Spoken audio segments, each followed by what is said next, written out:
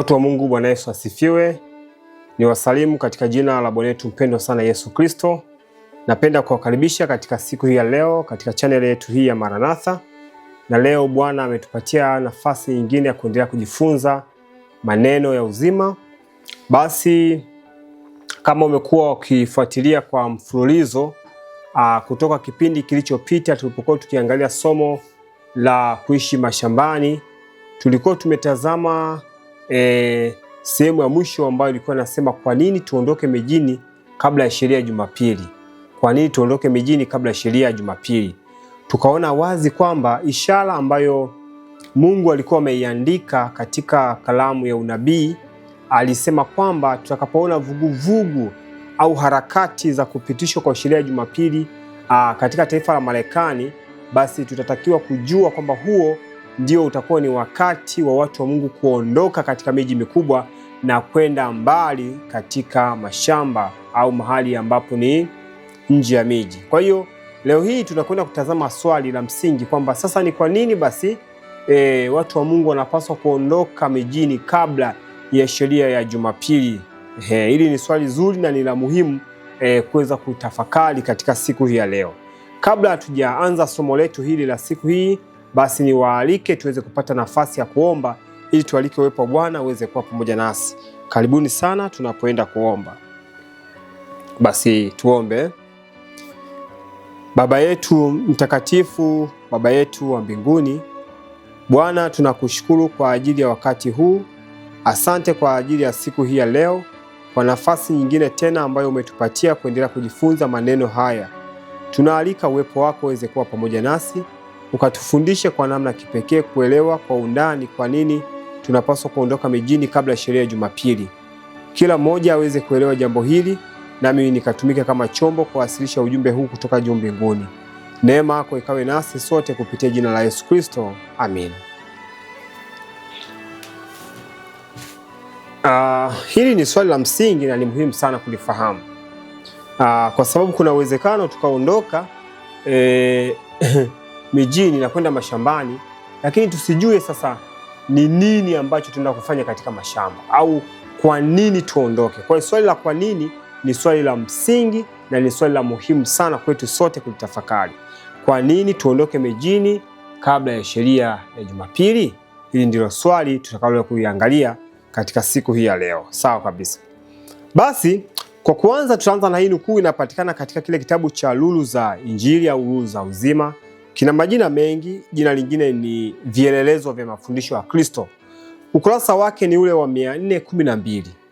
Na hapa nimeiweka lugha ya Kiingereza, lakini naomba niitafsiri kwa usahihi kadiri Mungu atakavyoniongoza. Ni nukuu fupi tu nimeweza kuichukua hapo na kuiweka, maana ni ya muhimu kuitafakari. Maana tunajifunza kuhusiana na sheria ya Jumapili, tunajifunza kwamba sheria ya Jumapili ndio zahama ya mwisho au ndio mtihani au jaribu kula mwisho litakalowapata watu wa Mungu. Hii inaitwa ni sheria ya Jumapili. Na hapa tunaona wazi hii nukuu inatuambia kwamba ni katika zahama ambapo tabia hufunuliwa. Ni katika zahama ambapo tabia hufunuliwa. Yaani maana rahisi ni kwamba ni katika kibano ndipo kilichopo ndani huwa kinatoka nje. Kwa maana nyingine tunajifunza kwamba sheria ya Jumapili ikipitishwa, huu utakuwa ni wakati ambapo watu wa Mungu wataingia kwenye mtihani wa mwisho, wataingia kwenye kibano cha mwisho.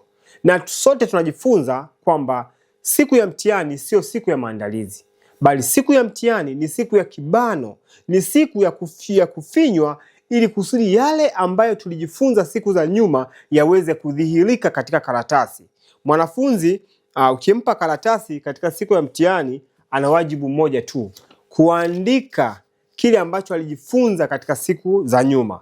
Kwa hiyo basi katika mtihani huu wa mwisho ambao ni mtihani wa sheria ya Jumapili, kibano cha sheria ya Jumapili, itadhihirika ndani yetu kuna nini. Itadhihirika tulimnywa nani. Kama tulimnywa Kristo, atatoka Kristo, na kama hatukumnywa Kristo, basi kitatoka kile ambacho tulikiweka kwa siku za nyuma. Kwa hivyo kwa ufupi ni kwamba sheria ya Jumapili ni mtihani wa mwisho kwa watu wa Mungu, na hapa ndipo ambapo Mungu atahitaji tuweze kudhihirisha kile ambacho kiliingia katika siku za nyuma. Sasa hebu tuone ushahidi huu katika nukuu hii ya Maranatha, ukurasa wa 162 paragrafu ya 5. Nabii wa Mungu anasema maneno yafuatayo hapa: Sabato itakuwa kipimo kikubwa cha uaminifu, kwa maana ndiyo sehemu ya ukweli ambayo ina pambano. Pale jaribio la mwisho litakapoletwa kwa wanadamu, hapo ndipo ule mstari wa utofauti utachorwa, kutofautisha wale wanaomtumikia Mungu na wale wasiomtumikia Mungu. Hapa nabii ametuambia Sabato ndiyo itakuwa ni mtihani wa mwisho kwa watu wa Mungu, au jaribio la mwisho kwa watu wa Mungu. Na anaposema Sabato itakuwa ni jaribio la mwisho kwa watu wa Mungu, haimaanishi kutakuwa na amri ya Sabato. Hapana, kutakuwa na amri ambayo itawataka watu wa Mungu waonyeshe utii mkamilifu kwa Mungu wanayemtumikia. Na sisi Mungu tunamtumikia, tunajua Mungu wa kweli anatumikiwa kwa watu wa Mungu wanamtumikia Mungu wa kweli kwa kuitunza na kuiheshimu siku ile ibada ambayo ni Jumamosi, siku ambayo ni siku ya Sabato. Sasa italetwa sheria ambayo itawataka watu wa Mungu waondoe msimamo wao kwa utunzaji wa sheria takatifu ya Mungu, na huo msimamo ambao watu wa Mungu watakapokuwa na usimamia, basi itadhihirika ndani yao ni nani waliokuwa wakimnywa siku za nyuma. Kwa hiyo itapitishwa sheria ya Jumapili, ambayo hii sheria ya Jumapili inaenda kinyume na sheria ya Sabato. Yaani sheria ya Jumapili, utunzaji wa siku ya kwanza wa juma unaenda tofauti na utunzaji wa siku ya saba ya juma. Kwa hiyo watu wa Mungu watasimama uaminifu kwa Mungu, na hapa ndipo kipimo kitakapoletwa kwao. Tunaambiwa tabia pekee ndiyo itakayoamua watu wa Mungu kusimama au kuanguka kwao, na tunajifunza tunapaswa kuwa na uhakika kwamba tutasimama au kuanguka huu wakati wa sasa. Maandalizi ni sasa. Watu hawafanyi maandalizi wakati wa mtihani, huwa wanafanya maandalizi kabla ya mtihani. Kwa hivyo tabia zetu ndizo zitakazoamua tunasimama au tunaanguka. Sasa Mungu ametufundisha mambo mbalimbali, ameweka masomo mbalimbali kuhusiana na swala zima au somo zima la ujenzi wa tabia zetu. Mfano, unaposoma katika kitabu hiki cha Fundamentals of Christian Education, misingi ya elimu ya Kikristo, ule ukurasa wa 326, au kitabu cha Kuishi Mashambani, ukurasa wa 13 na ile paragrafu ya 2. Hapa nabii anasema maneno yafuatayo: Hebu wapeleke watoto wako katika shule zilizopo katika miji mikubwa, mahali ambapo kila wimbi la majaribu linawangoja ili kuwavuta na kuwavunja maadili. Anasema, na kazi ya ujenzi wa tabia itakuwa ni vigumu mara 10 zaidi kwa wazazi pamoja na watoto. Mungu anatuambia kwamba unapowapeleka watoto katika shule zilizopo kwenye miji mikubwa, tunaambiwa ujenzi wa tabia, mahali hapo tunaambiwa kuna wimbi la majaribu linangoja kuwavuta hawa watoto. Tunaelezwa kwamba ujenzi wa tabia katika mazingira hayo ni mgumu au ni vigumu mara 10 zaidi, sio kwa watoto tu, hata kwa wazazi, kwa sababu hata hawa wazazi wanaishi mazingira hayo. Na ili mzazi amtengeneze mtoto tabia, ni lazima yeye mwenyewe awe ameakisi tabia ya Baba wa mbinguni. Kwa hiyo inakuwa ni vigumu kujenga tabia ya mtoto, ni vigumu kujenga tabia ya mzazi mara 10, yani vigumu mara 10 zaidi. Tafsiri yake kinyume cha hii nukuu ni kwamba inaweza ikawa ni rahisi mara 10 zaidi kwa ujenzi wa tabia kwa watoto na wazazi wakiwa katika mazingira ya nje ya miji. Pia hapa katika manuscript hii ya 76 mwaka 1905, nabii wa Mungu anatuambia maneno yafuatayo kwamba hakuna familia hata moja katika familia 100.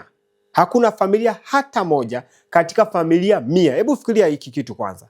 Hakuna familia hata moja katika familia 100 ambazo zitaweza kuendelea kimwili, kiakili na kiroho kwa kubakia katika miji. Tunaambiwa imani, tumaini, upendo, furaha vinaweza vikapatikana kwa urahisi zaidi katika mazingira ambapo kuna miinuko na milima na miti. Ngoja kidogo. Hapa nabii anatuambia kwamba hakuna familia hata moja katika familia 100. Yaani ukichukua familia 100 za Waadventista wa Sabato ambazo zinaishi katika miji mikubwa. Pale tunaambiwa hakuna familia hata moja itakayoweza kukua kimwili, kiakili na kiroho kwa kubakia kwenye miji mikubwa. Hili ni jambo la ajabu sana.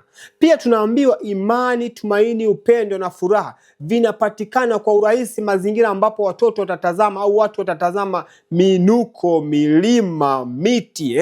Hapo ndipo watu wataweza kujengwa imani. Na tunaambiwa katika zahama kuu inayokuja hivi karibuni, watu wa Mungu watapimwa katika swala zima la imani. Tunaambiwa ujenzi au kufanyiwa mazoezi imani ni somo la maisha, ni somo la msingi. Kwa hivyo tunaambiwa hili somo linapatikana kwa urahisi katika mazingira ya nje ya miji. Mungu atusaidie sana hapa, wapenzi watazamaji na wasikilizaji. Tunaambiwa waondoeni watoto wenu mbali katika makelele ya miji hiyo mikubwa, mbali katika makelele ya magari ya mitaani humo. Na anasema kwamba itakuwa ni rahisi kwa akili zao kuwa na afya. Pia anasema na pia itakuwa ni rahisi kulileta neno la Mungu katika mioyo yao. Mara nyingi unaweza ukawa unafundisha mtoto nyumbani ukiwa katika mazingira ya miji mikubwa, unajikuta unafundisha mtoto somo lile lile, unarudia tena na tena na tena na tena, unarudia mara nyingi mzazi, lakini inakuwa ni vigumu kwa mtoto kuelewa. Kwa nini? Kwa sababu akili yake haina afya. Akili yake haina afya, lakini pia moyo wake ni mgumu kuelewa hayo mafundisho unayompatia, kwa sababu ni vigumu kwa ujenzi wa tabia katika mazingira ya miji mikubwa mara 10 zaidi. Yaani ugumu wake sio mara moja tu, wala sio mara 2, sio mara 3, sio mara 4, bali ni mara 10 ugumu huo. Mungu atutie nguvu wapenzi, ndugu zangu, atusaidie sana. Hasa hapa kazi imeachwa juu yetu kwa wazazi na walezi na walimu kuhakikisha kuona mapenzi ya Mungu, je, kwetu ndiyo kipaumbele au mapenzi yetu ndiyo kipaumbele. Ni kweli tunampeleka mtoto wako katika shule nzuri, atasoma vizuri, atafaulu vizuri, atakwenda shule nzuri au chuo kizuri, lakini mwisho wa siku atashindwa kwenda katika shule ya juu, na hiyo ndio ya msingi na ni ya muhimu sana kuliko shule zingine zote. Sasa swali limekuwa likijiuliza, tumeulizana maswali kwamba sasa kama watu wanapaswa kuondoka katika miji na kwenda mashambani, swali la msingi ni hili. Na vipi kuhusiana na swala zima la kuongoa roho katika miji mikubwa? Na vipi kuhusiana na kazi ya umishonari katika majiji? Na mbona tunajifunza kwamba miji lazima ionywe? Mbona tunajifunza kuna kitabu kinaitwa huduma katika majiji? Na vipi swala hili sasa, watu wakiondoka wote kwenda mashambani, ni nani atakayebakia na kuonya miji mikubwa? Ni nani? Swali hili bila shaka lina ufumbuzi wake. Hapa kuna suluhisho la swali la namna hiyo katika kile kitabu cha Uinjilisti Evangelism, ukurasa 77 na ule ukurasa 78 ya mwaka 1899. Nabii wa Mungu anaweka majibu ambayo yako wazi kabisa, mtu yoyote asikosee katika jambo hili. Hapa tunaambiwa kama watu wa Mungu washikao amri, lazima tuihame miji kama alivyofanya Henoko. Lazima tuifanye kazi kwenye majiji, lakini sio kwa kuishi ndani yake. Iko wazi kabisa hapa.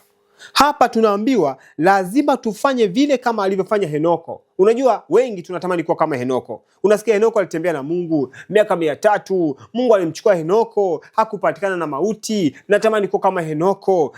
Mara Henoko ni mfano wa watu watakaokutwa wakiwa hai Yesu ajapo mara ya pili. Natamani niwe kama Henoko. Ni kweli kabisa tunatamani kuwa kama Henoko. Lakini wengi tunatamani kuwa kama Henoko kwa kutwaliwa kuelekea mbinguni. Lakini hatupendi kuwa kama Henoko kwa kutembea na Mungu siku kwa siku. Lakini je, tunatamani kuwa kama Henoko na vile alivyoishi? Henoko, maandiko yanasema aliishi mazingira ya nje ya miji.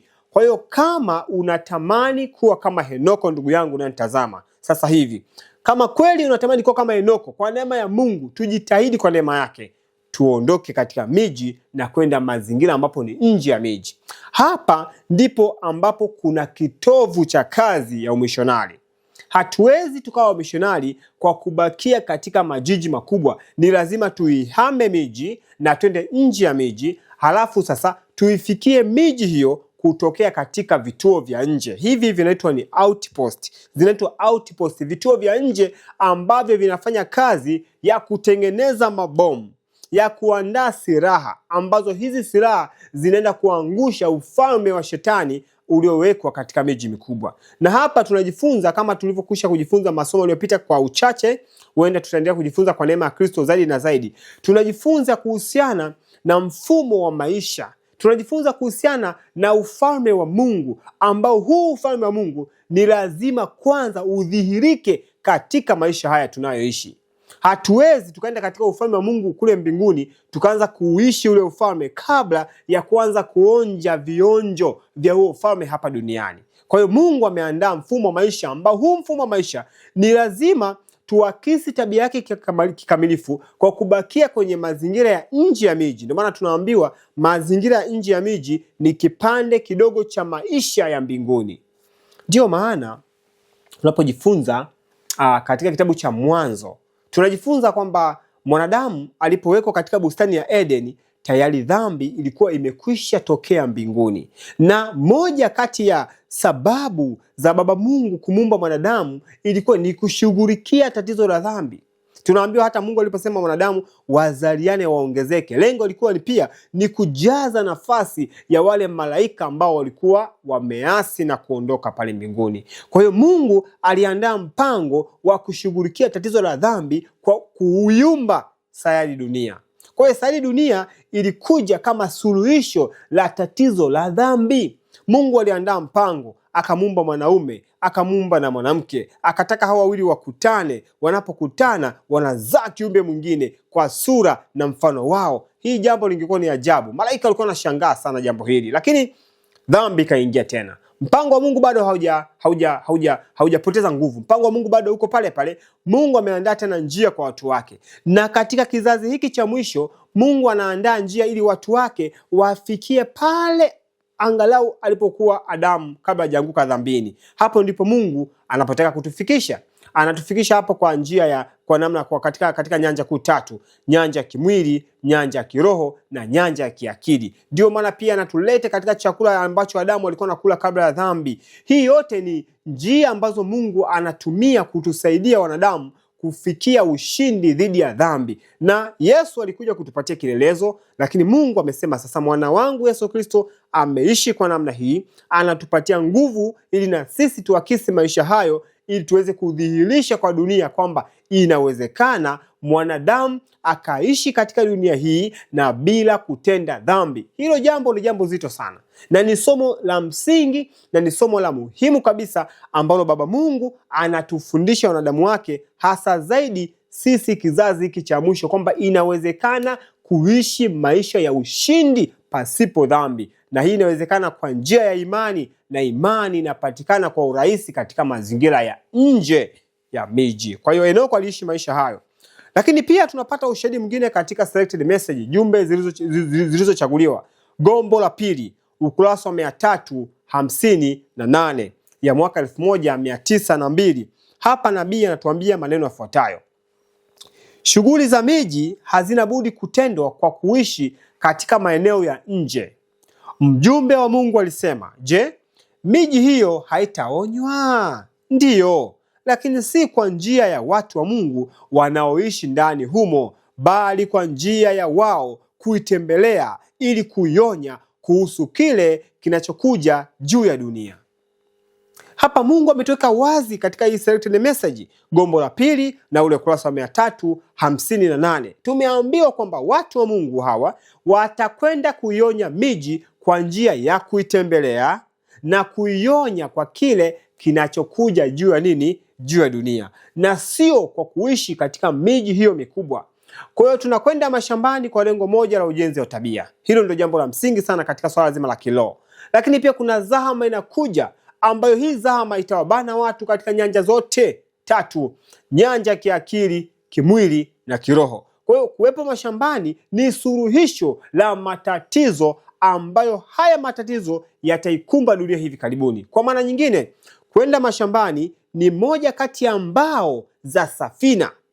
Tunasikia wote, kwenda mashambani ni moja kati ya mbao za safina. Kwa hiyo bila hii mbao, hii ni kama msingi. Sasa hii ni kama msingi wa safina, yani kitako cha safina. Halafu sasa unajenga na vitu vingine, unaweka ujumbe wa afya, unaweka matengenezo ya mziki, unaweka matengenezo ya kila namna ambayo Mungu ameyaweka katika maandiko matakatifu, na tunapoishi kwa namna hiyo tunaishi kwa imani. Hata kwenda mashambani utaona wazi kabisa ni ujumbe wa imani watu wa Mungu wanapaswa kuchukua ili kusudi tuweze kuenda mashambani.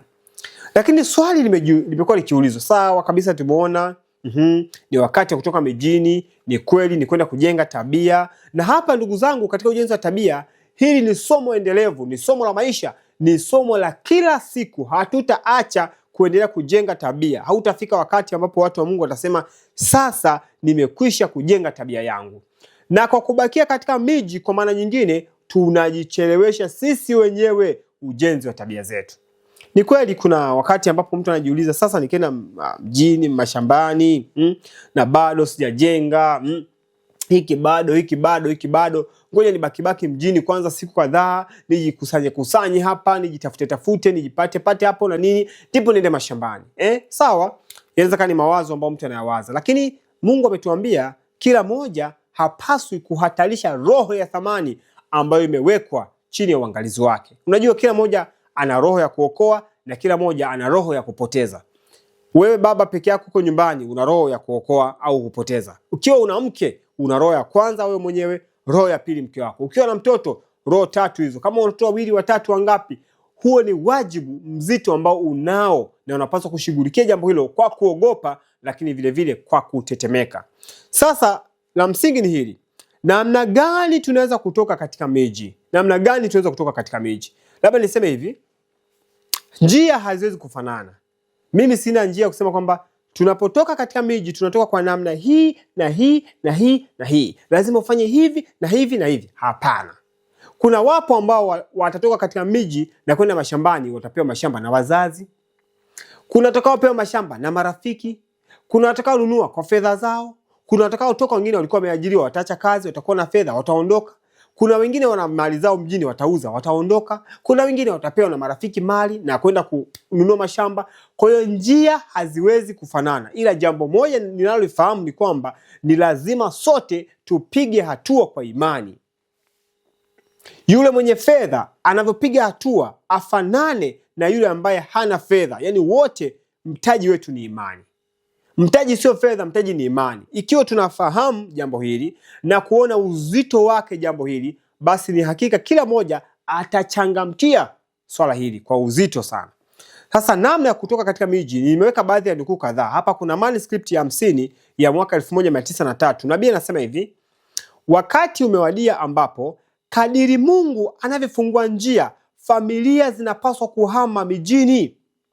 Ingawa makazi yanaweza kuwa madogo, lakini yanapaswa kuzungukwa na ardhi ambayo inaweza kulimwa. Tumesikia wote hapa. Kwa hiyo Mungu anasema namna gani ya kutoka katika miji mikubwa? Kadiri Mungu anavyofungua njia.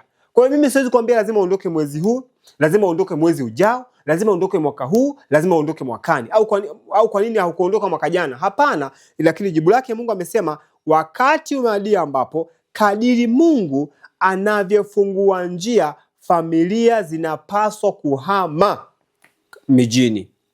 Kwa hiyo kila mmoja atajiuliza maswali yeye mwenyewe binafsi. Hivi kweli mimi Mungu hajanifungulia njia? Mimi Mungu amenifungulia njia? Kuna rafiki moja, kuna siku moja nilikutana naye wakati fulani mahali fulani.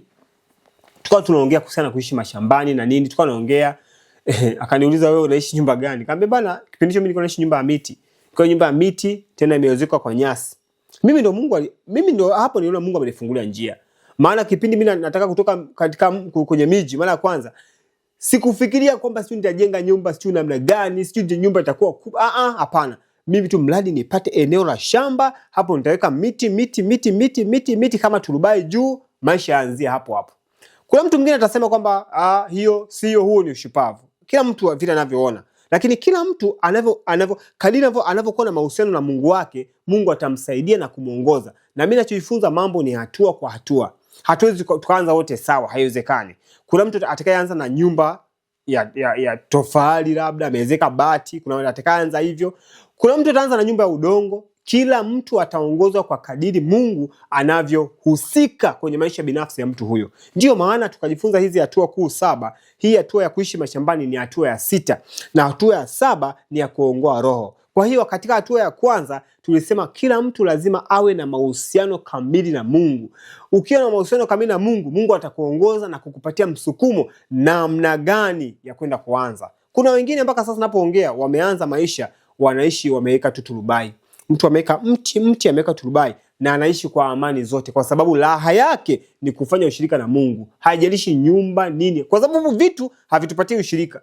Yaani wewe ukienda kwanza na nyumba nzuri na mtu mwingine akianza kwenye nyumba ya tope, mtu mwingine akianza kwenye turubai, mtu mwingine, vyovyote vile vitu havitupatii ushirika. Ushirika pekee ni mazingira husika na uelewa sahihi wa Mungu. Hapo ndipo itakapokuwa furaha ya mtu wa Mungu. Ndio maana kuna uwezekano ukaanza na nyumba nzuri kabisa, kila kitu kikapendeza, lakini ngoja kuambia kwamba umenunua eneo ambalo ni hifadhi. Umenunua eneo ambalo ni hifadhi na ulikaba mjini miaka 3 4, umejikusanya, umepata milioni 50, umekwenda kwanza nazo mashambani, umejenga nyumba nzuri na kila kitu ni kizuri. Baadaye utaambia kwamba hapa ni hifadhi, au kuambia kwamba hapa bana kijiji kimeuza mahali pengine kimemuuzia mtu mwingine. Fidia tutakulipa taratibu. Kuna kipindi mimi nilishawahi kununua shamba, tulinunua shamba, nimeenda na mke wangu, tusema sasa hapa ndipo tutaanza maisha, tukaanza kuweka kibanda, tukaanza kufanya kazi. Nikakuta siku ya pili tangazo limewekwa kwamba huruhusiwi kuendelea kujenga katika eneo hili kwa sababu hili ni eneo la kijiji. Limesema yani wasiliana na ofisi ya kijiji namba hii na hiyo, mwenyekiti wa kijiji, huruhusiwi kuendelea kujenga hapa. Nikafika ofisi ya kijiji, jamani lile eneo vipi? Bwana lile eneo kuna mtu aliuza, kwa hiyo mambo mengi, fuatilia, aliyeniuzia eneo ameshaondoka muda huo. Kumuuliza bana vipi? Mbona pale uniuzia? Bana ndakurudishia hela yako na nini. Kimya, pesa imeenda, eneo limeenda. Kwanza upya tena. Sasa hayo mambo ni masomo ya kujifunza siku kwa siku. Kwa hiyo unaweza ukajikusanya ukadhani sasa hapa tayari nimekwisha kujikusanya, wacha niende sasa. Ukaenda ukakutana na mambo ya kukatisha tamaa usiyotegemea. Hayo ni masomo. Kwa hiyo kama una nafasi na muda, unasema kama limekuwa hivi, Mungu nakushukuru maadamu kuna nafasi, na ageukia hivi. Na unageukia jambo lingine tena linaenda hivi tofauti. Kuna wakati kuna na kashilingi mfukoni, inafika wakati ambapo unaishiwa kila kitu unaishiwa, huna kitu. Unabakia wewe na Mungu, na watu wa Mungu kimsingi hatutaki hiyo hatua. Huu ndio ukweli. Hatupendi kufika mazingira ambapo tutaishiwa, hatutaki kuishiwa. Yaani sisi furaha yetu ni vitu. Yaani raha ya Mkristo ni kwamba anataka akae, Mkristo huyo wa sasa hivi katika nyakati zetu hizi, tuishi tukiangalia, tukiulizia salio kwenye akaunti isome, namba fulani zisome pale ndani, mambo ya usafi, ngano iko pale, mahindi yako pale, mchele uko pale, mafuta yako pale, familia na afya njema. Hapo tunasema sasa Bwana ni mwema. Tunasema sasa Bwana ametubariki, Bwana ni mwema, Mungu atukuzwe. Hapo ndio raha sasa ya maisha naanzia. Lakini kiukweli jamani, raha ya maisha sio hivyo. Hivyo vyote vinaweza vikaondoka, lakini bado tumaini letu halipaswi kuondoka. Tunajifunza kwa mtu mmoja, Ayubu. Ayubu anafundisha masomo mbalimbali, na huwa mara nyingi tunasoma yale masomo lakini huwa hatuelewi. Hata mimi najifunza kwamba hivi kweli mimi naelewa hiki kitu kweli? Hebu tusome katika fungu la Ayubu hapa. Tufike pamoja kitabu cha Ayubu. Kama una Biblia hapo tunaweza tukafika pamoja. Hii ndio njia ya kuondoka katika miji. Kwa hiyo mimi sitakwambia formula ni nini, lakini formula ya kwanza ya msingi ni imani. Hiyo ndio ya msingi, ni imani tu basi. Imani pekee ndio itakayoweza kutusaidia. Hapa Ayubu anatuambia katika Ayubu 22 na ule mstari wa 21. Hapa ni mtiririko wa jambo la msingi sana la kuelewa. Anasema Ayubu 22:21, mjue sana Mungu ili uwe na amani. Mjue sana Mungu ili uwe na amani. Alafu anasema ndivyo mema yatakavyokujia. Tunasikia wote. Lakini watu wa Mungu mara nyingi huwa tunataka mema yaje kwanza. Yaje mema, alafu mambo ya kumjua Mungu ni siku za mbele. Kuna wimbo moja umeimbwa na kikundi fulani, siwezi kukumbuka maneno yake yote, lakini nakumbuka maneno machache. Unasema yaje mema, yaje mabaya, sio nini, maneno mengine yako hapo mbele. Yaani kwa maana nyingine yaje mema, yaje mabaya, hamna shida yote, sitaogopa.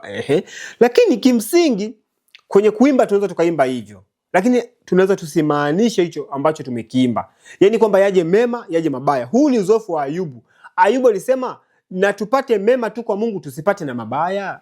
Nasikia wote jamani. Kwa hiyo kuna uwezekano kabisa watu wa Mungu tumepita katika mazingira mbalimbali ya huku na huku na huku, tukadhani amani ni kuwa na nyumba nje ya mji, tukadhani ni amani ni kuwa na shamba kubwa zuri, lakini hivyo vitu vyote vinaweza vikatoweka. Yani kufumba na kufumbua tu hivi vyote vikatoweka, na bado maisha yetu hayapaswi kukatishwa tamaa, kwa sababu tunajua tunamtegemea ni Mungu anayemiliki kila kitu. Kwa hiyo mimi nasema tu jambo la msingi ni kwamba kila mtu anapaswa kuifanyia mazoezi imani, na kadiri ambavyo alivyopokea ndiyo hivyo anapaswa kutoa. Kwa hiyo kama umepokea imani kwa Mungu kipimo, kila mtu ana kipimo chake. Kama umepokea kama ujazo wa kilo 1, tendea kazi kwa kipimo hicho. Kama ni kilo 10 ya imani, tendea kazi kipimo hicho. Kila mmoja alivyopokea ndivyo atakavyotenda. Mtu mwingine ataamua tu, atasema tu sasa naamua napanda gari, naondoka naenda kijiji fulani, mpaka nauli ninapoishia ndio nitashukia hapo hapo. Nikishuka hicho kijiji nitaingia nyumba. Mtu mwingine anaweza kaamua hivyo, na kimsingi Mungu hawezi kumwacha mtu, hawezi kumwacha mtu. Kwa hiyo kila mmoja ana wajibu wa kuifanyia mazoezi imani. Lakini jambo la kusikitisha na la kuvunja moyo na la kushangaza ni kwamba katika mazingira ya miji mikubwa hatujafundishwa kuifanyia mazoezi imani. Tumejifunza kuishi kwa vinavyoonekana, lakini maandiko nasema imani chanzo chake ni kusikia, na kusikia huko sio kwa neno la mwanadamu, ni kwa neno la Mungu. Yani wewe utapiga hatua kwa imeandikwa, sio kwamba mtu amekutia moyo, amekupampu unaenda mashambani. Kwa imeandikwa. Na imani tunaambiwa haitegemei muonekano wa vitu. Hapana, imani inategemea kile ambacho Mungu amekiandika kisichoonekana. Kwa hiyo dunia haijafundisha hivyo. Dunia imefundisha una nini ndugu yangu? Unataka uanze biashara, una nini? Unataka upange nyumba, una nini? Unaenda kufanya kazi, umesomea nini? Unasikia? Hiyo ndivyo ambavyo dunia imetufundisha. Sawa. Kwa hiyo tunaambiwa kwamba wakati umewadia ambapo kila mtu kadiri Mungu anavyofungua njia ni lazima apige hatua. Sasa nilikuwa nasema mfano mmoja, kuna mtu nimekutana naye wakati fulani. Katika mazungumzo yule ndugu akaniambia, yani alikuwa alivyouliza bwana umejenga nyumba gani, nikamwambia pale na nini. Tukawa tunaongea. Yeye ndugu akaniambia, mimi Mungu anisaidie sana, kwa Mungu anisaidie, natamani kutoka mjini. Nikamwambia unataka kutoka mjini? Bwana wewe kwani pale Dar es Salaam unafanya nini? Akaniambia bwana mimi pale ana shughuli zake, amepanga nyumba na nini. Nikamwambia una nini hiyo nyumbani kwako? Akasema bwana mimi pale na pikipiki. Pikipiki gani? Boxer. Tena una pikipiki box kabisa. Hiyo ukiuza shilingi ngapi? Akasema kwa kipindi hicho akiuza kama sikosea ilikuwa ni milioni 2 hivi, kama milioni 2.5. Akasema hiyo nikiuza napata kiasi hicho, kama milioni 2 au milioni 2.5. Akasema hiyo ni pesa nyingi sana ndugu yangu. Yaani ukiuza pikipiki una pesa nyingi. Akasema sawa, lakini nawaza nitajengaje? Tutaanza najengaje? Shamba yenyewe huna, afu nawaza utajengaje? Unasikia? Ndio hiyo ambapo sisi watu wa Mungu tunako. Yaani sisi watu wa Mungu huwa tunafikiria kile cha msingi bado hujakipata, unaanza kile cha juu. Hapo ndipo tunapokosea. Kimsingi hapo ndipo tunapokosea. Yaani Mungu anahitaji tupige hatua kwa imani. Yaani ni sawa na wana wa Israeli wanaambia bwana twendeni nchi ya ahadi. Sawa kabisa, twendeni nchi ya ahadi. Pigeni hatua, vukeni bahari. Ongeza sasa bahari tutavukaje? Hatuna boti, hatujajifunza kuogelea, na vipi maji yakirudi? Yaani maswali kama hayo. Na vipi kama Mungu angewaambia mtakapa miaka 40? Wangeweza kusemaje?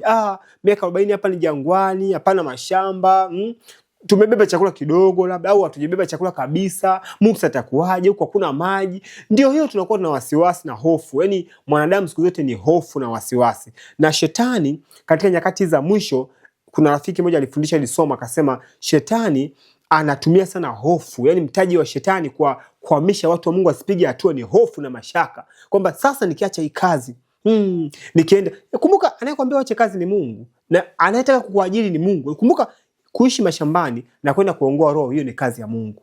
Yaani ni kazi ya Mungu, kwamba bosi ni Mungu, kwamba Mungu ndiye anayeajiri watu wake. Yaani mambo ya ajabu kabisa. Unajua sisi ni watu wa ajabu kabisa. Yaani fikiria kitu hiki. Sijui niseme nini. Tanzania hapa sijui bosi mkubwa ni nani, Tanzania tajiri sijui ni nani. Tuseme baba tajiri hapa Tanzania amwajiri mtu awe anafanya kazi. Alafu yule mtu akaipokea simu kutoka kwa Bill Gates. Bill Gates amwambia bwana sikiliza, nataka nikuajiri wewe mfanyakazi wangu. Naomba achana hiyo kazi mara moja, panda ndege mara moja, njoo Marekani ofisi fulani na kutumia nauli na kila kitu hiki, njoo hapa Marekani nahitaji nikuajiri. Wewe unataka usiandike barua kwa. Yaani ukaambia tu niandikeni barua mimi kazi. Nisaidie kuandika barua, nisaidieni kuandika hiyo barua. Mimi siandiki barua, mimi naenda nimepata kazi Marekani. Tunasikia? Kwa hiyo sasa Mungu anahitaji kuajiri watu. Tujue na tutambue kwamba kazi ni kubwa na watendakazi ni wachache. Watendakazi ni wachache sana katika nchi yetu, yaani nchi yetu tu ya Tanzania, watendakazi ni wachache sana, wachache. Naposema wachache, ni wachache mno. Kuna makanisa mengi ya Waadventista wa Sabato ambayo hayajafikiwa na ujumbe huu wa malaika watatu, hayajafikiwa. Na Mungu anahitaji watendakazi, anahitaji kuwafundisha watendakazi hao. Kunahitajika kuwa na shule za umishonari ambazo zitafundisha watendakazi, ili kusudi watendakazi waweze kwenda maeneo mbalimbali na kupeleka huu ujumbe wa kuwahabarisha watu kuhusiana na marejeo ya Kristo ya mara ya pili. Lakini mtu wa Mungu anaambiwa achana na hiki na hiki, Mungu anataka kutumie, ni vigumu. Yaani tunapata ugumu kuachana na kazi zile ambazo zinatupatia riziki ya kila siku. Anayekuita ni mmiliki wa kila kitu katika hii dunia. Tunapata wakati mgumu. Mungu atusaidie sana. Mara nyingi tunawazaga vitu vikubwa kabla ya vile vidogo tu hatujaanza kuvifikia. Kwa Mungu anataka tuanze hatua kwa hatua. Una hela, nunua shamba.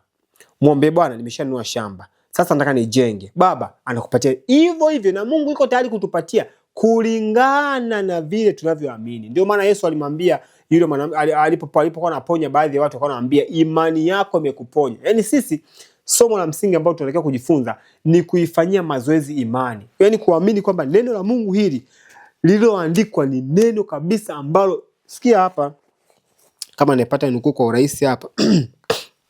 Nilikuwa natafakari asubuhi nukuu hapa kitabu cha Ministry of Healing, huduma ya uponyaji, katika ule ukurasa wa 122 paragraph ya pili. Kama una nafasi unaweza kaiandika tu hiyo nukuu hiyo ya Ministry of Healing MH 122.2 huduma ya uponyaji. Nabii anasema hivi hapa. Anasema hivi, maandiko matakatifu, anasema hivi, hayapaswi, anasema the scriptures are to be received as God's word to us. Anasema maandiko matakatifu yanapaswa yapokelewe kama neno la Mungu kwetu. Sikia, not written merely but spoken. Yani neno la Mungu tunapaswa kulipokea sio tu kama neno lililoandikwa, bali linalotamkwa. Sikiliza hapa. Yaani maana yake, mimi nikienda kuchukua Biblia yangu hivi, nikasoma nukuu au fungu inayosema kwamba mtakuwa wakamilifu kama baba yenu alivyokuwa mkamilifu, nikisoma tu hivyo, natakiwa niamini kwamba hapa Mungu ameniambia. Ni sawa na Mungu amechukua simu, amenipigia, ameniambia Dani, nataka uwe mkamilifu kama baba yako alivyo mkamilifu. Hiyo ndiyo maana yake sasa. Lakini watu wa Mungu, tunasoma Biblia hivi na kuona fungu hapo na kuliacha hapo hapo. Tunasema hili fungu aliambiwa Ayubu, hili fungu aliambiwa Ibrahimu, yani tunasoma fungu na kumwachia Ibrahimu na kumwachia Ayubu na kuachia hao manabii katika nyakati zao. Lakini mbingu zinahitaji tunapolisoma neno la Mungu tulisome kama neno, sio tu lililoandikwa, bali linalotamkwa. Yani kama umelala usiku alafu umeamka ukasikia sauti inakwambia, kijana sikiliza, nenda mashambani, mimi ni Mungu wa baba yako, Mungu wa Ibrahimu, Mungu wa Isaka na Mungu wa Yakobo, na kuambia ondoka mjini, nenda mashambani, nitakuwa pamoja na wewe, sitakuacha. Kaamka asubuhi mapema, chap vitu, kauza hiki, kwa toa hiki, kwa ndoa, yani kwa haraka kabisa utaondoa hivyo vitu, kwa sababu Mungu amekwambia. Umesikia nini? Sauti. Lakini Mungu anatuambia tusisikie, yani tunaposoma neno tusisome kama lililoandikwa, tusome kama la kusikika. Sasa kama Mungu amesema 1, 2, 3, umesoma, umeona, ni haraka kwa neema ya Kristo, piga hatua mtu wa Mungu, na Mungu hata kuacha. Hiyo ndio kuifanyia mazoezi imani. Yani kuifanyia mazoezi imani ni kukitumia kile kitu ambacho Mungu amekizungumza, unapokiweka kwenye vitendo. Hiyo ndio kufanyia mazoezi imani. Haya, tunaendelea hapa. Ni Medical Ministry page ya 310 ya mwaka 1902. Tunaambiwa kwamba wazazi wanaweza kujipatia makazi madogo huko mashambani pamoja na ardhi ya kulima. Hii ni ahadi, sikilizeni watu wa Mungu, hii ni ahadi nzuri sana. Anasema ambapo wanaweza kuwa na bustani za matunda na wanaweza kulima mboga na matunda ili kuchukua nafasi ya nyama. Anasema ambayo huchafua mno damu yenye uhai ipitayo kwenye mishipa ya damu. Katika maeneo kama hayo, watoto hawatazungukwa na mivuto potofu ya maisha ya mjini. Hapa tulipowekea alama nyeusi, naomba tusikilize kwa makini. Hii ni ahadi nzito sana. Tunaambiwa Mungu atawasaidia watu wake wajipatie makazi ya namna hiyo nje ya miji. Haleluya.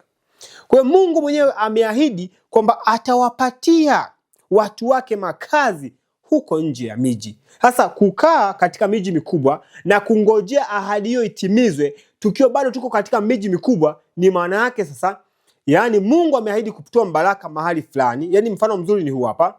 Wana wa Israeli wangengoja nchi ya ahadi wakiwa Misri. Tunasikia wangengoja Mungu afungue njia wakiwa Misri. Unajua hata walipokuwa wanaenda katika bahari ya Shamu, tunaambiwa walisogelea.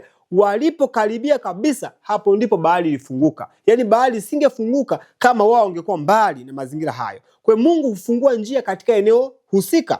Tunaambiwa hapa Mungu mwenyewe atawasaidia watu wake wapate makazi ya namna hiyo nje ya miji. Tena anasema Mungu mwenyewe kwamba wazazi, kina baba na kina mama, wanaomiliki kipande kidogo cha ardhi na makazi, hao ni wafalme na mamalikia. Hapa anasema wazazi wanaweza kujipatia makazi madogo mashambani. Yani sio kwamba uwe na makazi makubwa kabisa kama ikulu. Hapana, hata tu nyumba ambapo kulikuwa na chumba na kasebule kako na chumba cha mtoto na chumba cha wageni inatosha. Kajiko kako, simple, yani kitu rahisi kabisa, inawezekana kwa neema ya Kristo. Hatuhitaji kubaki duniani hapa miaka 1000, miaka mingapi, hapana. Kitu tu rahisi kabisa ambapo wewe hapo utadumisha uhusiano wako na Mungu. Maandiko yanaendelea kusema hapa katika Review and Herald ya Septemba 27, 1906 au Country Living ukurasa ule wa 24.4. Nabii anasema hivi: wengi watalazimika kufanya kazi kwa bidii ili kusaidia kufungua njia. Kazi gani hiyo? Anasema, lakini hadi hapo itakapowezekana kwao kuhama. Kadiri wanavyoendelea kubaki, wanapaswa kujishughulisha zaidi katika kufanya kazi ya umishonari bila kujali mvuto wao wa ushawishi ni mdogo kiasi gani. Haleluya. Hapa Mungu anasema watu wa Mungu kadiri wanavyobakia katika miji, wengine watalazimika kufanya kazi kwa bidii ili kusaidia kufungua njia. Maana hatuwezi tukakaa tu tukasema Mungu afungue njia. Upo mjini, ni kweli, una nini cha kufanya? Kile ambacho unachoweza kufanya kwa neema ya Kristo fanya. Lakini kikubwa zaidi ni kipi? Mungu anasema kadiri wanavyoendelea kubaki, wanapaswa kujishughulisha zaidi. Yaani kazi kubwa ambayo unapaswa kufanya mtu wa Mungu ni kujishughulisha zaidi katika kufanya kazi ya umishonari bila kujali mvuto wako unaweza kuwa mdogo kiasi gani. Ina maana kuna uwezekano mtu atakwambia, unaniambia habari za kuishi mashambani, wewe unaishi wapi? Unaniambia habari za kula mboga ambazo hazijatiwa madawa, wewe unakula mboga unapata wapi? Mbona na wewe uko hapa mijini? Hiyo ndio maana unafanya kazi katika mvuto na ushawishi mdogo. Lakini usiache hiyo shughuli ya kuongoa roho za watu ukiwepo hapa bado mjini. Lakini kwa uwepo wako, yani wewe lengo lako kubwa ni kupiga hatua kuondoka wapi? Hapo mjini. Ndugu zangu, siwafichi, hii ni kazi yenye mafanikio makubwa, ni kazi ya muhimu sana. Yani usibaki kizembe tu hapo mjini. Hakikisha kwa neema ya Kristo, sio kusaka noti hapo mjini, hapana. Hakikisha unaweza ukasaka roho za watu, shughulikia huyu. Kama ni kanisani, hakikisha unaingia kwenye makanisa, ingia kanisani, kwenye madarasa ya lesoni, unachoweza kuchangia, changia. Unalojua, mwambie na mwenzako na jirani yako na rafiki yako. Jishughulishe na namna hiyo na Mungu atakuconnect na watu sahihi. Kwa kadiri ambavyo unavyoshughulikia roho za watu wengine, Mungu atakusaidia, utapata pia watu sahihi. Kuna uwezekano ukawa na ujumbe, huna shamba. Kuna mtu yuko hapa na shamba, hana ujumbe. Inawezekana Mungu akakuconnect na yeye, akamwambia, ndugu yangu, mbona uko hapa na wewe mpaka leo? Bana, mimi nafikia watu wengine, lengo langu niondoke hapa. Kwa hiyo Mungu akinifungulia njia naondoka. Ni nini njia? Ni nini hiyo? Njia ni shamba. Mimi na shamba eka 10 ziko kule zina mtu. Twende. Mnaweza mkapiga hatua. Kwa hiyo Mungu atusaidie ndugu zangu, tusibaki kizembe hapo mijini. Tushughulikie roho za watu wengine kwa kufanya kazi ya umishonari bila kujali mvuto wetu unaweza ukawa na ushawishi mdogo kiasi gani. Mungu atutie sana nguvu. Na wasi vijana wote ambao Mungu kwa neema yake ameanza kuwafundisha ujumbe huu. Wenda unanitazama huko mjini na umefuatilia masomo mengi sana. Usikae tu ndani ukajifungia, ukaanza kuwaza nafanyaje. Chukua kitabu chako, chukua Biblia yako, nenda nyumba nyingine, gonga nyumba Msabato, ingia hapo mfundishe. Ingia ofisi ya Msabato, mfundishe. Jumamosi ingia kanisani, ukipata nafasi fundisha ujumbe, fundisha kadri unavyoweza, na Mungu atawezesha. Maana hii ni ahadi ameweka. Hii ndo namna ya kufanyia mazoezi imani. Ahadi ya Mungu tunapoisoma, tuichukue, tuifanye kama yetu. Mwisho kabisa, kuna jambo la msingi hapa mambo yote yasifanyike kwa pupa, lazima tufanye kwa mipangilio. Na anaposema kwa pupa, nabii hajamaanisha tusifanye kwa haraka, maana tunaambiwa kwamba tusiwe wazembe kama Rutu. Rutu alitakiwa kufanya mambo kwa haraka, sio kwa pupa. Unajua haraka sio pupa. Kuna mtu anaweza akafanya mambo taratibu lakini akafanya kwa pupa, na kuna mtu akafanya mambo kwa haraka lakini akafanya mambo bila pupa. Maana yake kufanya jambo kwa pupa ni kufanya jambo bila mpangilio, bila hekima ya Mungu. Ndiyo maana unaposoma katika kile kitabu cha Waibrania, sura ile ya 11, tunapojifunza kwa habari za Nuhu. Nuhu pia ni mfano mzuri sana ambao tunaweza tukautumia tunapojifunza somo zima la kuishi mashambani. Maana zahama ilikuwa inakuja na Mungu alikuwa anaweka suluhisho kwa zahama hiyo iliyokuwa inakuja. Sasa hapa Nuhu alifanyaje? Katika kitabu kile cha Waibrania, tunaposoma Waibrania katika sura ile ya 11 na ule mstari wa 7, maandiko yanasema, kwa imani Nuhu akiisha kuonywa na Mungu katika habari za mambo yasiyoonekana bado, kwa jinsi alivyomcha Mungu aliunda safina apate kuokoa nyumba yake, na hivyo akauhukumu makosa ulimwengu, akawa mrithi wa haki ipatikanayo kwa imani. Hebu tusome kwa mtiririko mzuri hili fungu. Anasema kwa imani Nuhu akiisha kuonywa na Mungu. Tusikilize hapa, anaendelea.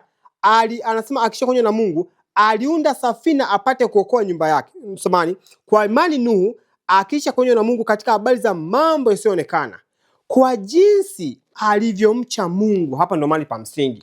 Kwa jinsi alivyomcha Mungu mkato, aliunda safina. Kwa Nuhu aliunda safina kwa jinsi alivyomcha Mungu. Na maandiko yanaposema kumcha Mungu, nini maana yake? Maandiko yanasema maana kadhaa za kumcha Mungu.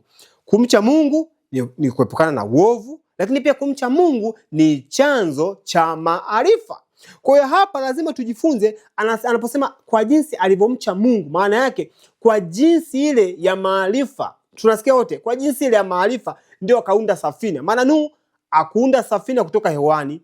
Nuhu aliunda safina kulingana na vile Mungu alivyomuongoza katika ile ramani, inaitwa blueprint. Yani mti wa mvinje, kipimo itakuwa hivi, mikono kadhaa, hivi na hivi, weka rami, weka mlango, weka dirisha, weka hiki. Vile vyote vile ambavyo Mungu alimwambia Nuhu akavifanya. Na alipewa na muda miaka 120. Kwa hiyo Nuhu alihakikisha anatembea katika ramani ya Mungu. Tunasikia wote. Sasa vile vile kuna uwezekano watu wakasema tusikurupuke. Haimaanishi hivyo. Inamaanisha ni kwamba tusifanye mambo kwa pupa, tufanye mambo kwa hekima, tufanye mambo kadiri Mungu alivyoagiza katika maandiko matakatifu. Anasema hapa katika kuishi mashambani, ukurasa wa 26, paragrafu ya 2, nabii anasema nukuu hii tunapoenda kumalizia. Inawezekana kuna watu ambao watakurupuka kufanya kitu fulani na kuingia kwenye shughuli wasioifahamu. Hapa ndipo pa msingi. Anasema wasioifahamu. Ufahamu huo maana ni maarifa hayo. Kwa kuna uwezekano ukaingia kwenye jambo fulani ukakurupuka pasipokuwa na maarifa. Ndio maana watu wa Mungu tunapaswa kujifunza kwanza kabla ya kwenda mashambani. Unakuta mtu anambia, bana ndugu yangu natafuta shamba bana, Mungu atusaidie bana. Vipi? Bana unajua mjini bana ndugu yangu huku mambo ni magumu sana. Hatuendi mashambani kwa sababu mjini mambo magumu. Hiyo sio nadharia ya kwenda mashambani. Yaani sio wazo la kwenda mashambani. Ndugu yangu Mungu atusaidie sana, unajua mjini huku bana mambo yamekuwa magumu sasa, unajua bana uchaguzi huu bana mambo ya magumu sasa. Sio maana yake. Lazima tujifunze kwa nini tunaenda mashambani. Na tukijifunza kwa nini tunaenda mashambani, mtu akiwa na speed atakuwa na speed kuhakikisha anatamani kutekeleza kile ambacho Mungu alisema akitekeleze. Amri Jumapili inaweza katokea mwaka huu, ngoja niende mashambani, ukaenda ukaingojea, unaitegea, haijatokea. Mwakani haijatokea. Mwaka kesho haipo. Unavunjika moyo. Sasa tumeenda mashambani, amri Jumapili haijafika, unarudi zako wapi? Mjini. Tunaona hiyo sio wazo la kibiblia kwenda mashambani. Kwa hiyo Mungu atusaidie watu wa Mungu tuweze kutambua kwa nini tunaenda mashambani na hizi hatua. Sasa hapa tunaambiwa kuna uwezekano watu wakaingia katika shughuli wasioifahamu kwa namna yoyote. Tunasikia Mungu hataki jambo hili. Mungu hataki jambo hili. Yaani mtu tuende mashambani kwa kote imeandikwa kwenda mashambani. Mungu hataki jambo hili. Lazima tujifunze, tuelewe kwa vitendo, tuelewe kwa nini tuelekee huko, ili kusudi unapoenda pale ujue nini kilichokupeleka. Yaani ujue kwamba mimi hapa nimekuja kufanya hiki na hiki na hiki. Hata kile mwenzako anafanya mambo mengine, huyu bwana anachokifanya ni yeye, lakini mimi nimekuja hapa na Mungu ameniongoza kuja kufanya 1, 2, 3 kulingana na hiki ninachojifunza. Utapata watu watakao kuongoza, watakao kusaidia, na wewe pia utakuwa msaada kwa wengine. Anasema hivi: fikiria kwa ukweli na uaminifu kwa maombi. Jambo la kwanza, ukijifunza neno kwa umakini wote na kwa maombi, huku akili na moyo vikiwa tayari kuisikia sauti ya Mungu. Tunasikia wapenzi, ndugu zangu Alafu anamalizia kwa kusema kwamba kuyaelewa mapenzi ya Mungu ni jambo kubwa. Kwa hiyo Mungu atusaidie tuyajue mapenzi ya Mungu ni nini. Katika kila kipengele tujue mapenzi ya Mungu ni nini, ili kusudi tunapoenda mashambani tuende kwa kuwa Mungu amesema tuende, na kikubwa ni katika swala zima la ujenzi wa tabia zetu. Mungu atusaidie sana watu wa Mungu, ili kusudi tuweze kuelewa jambo hili, na tunapofika mashambani tujue ndio kwanza kazi inaanza. Yaani kwanza kazi ya ujenzi wa tabia ndio imeanza. Kwa hiyo kwa kadiri ambavyo tunachelewa kwenda, ndio hivyo tunachelewa kujipatia masomo na madarasa ya msingi yatakayotusaidia kujenga imani yetu au kuimarisha misuli ya imani yetu. Bwana tubariki sana hadi wakati ujao, katika jina la Yesu Kristo. Amen.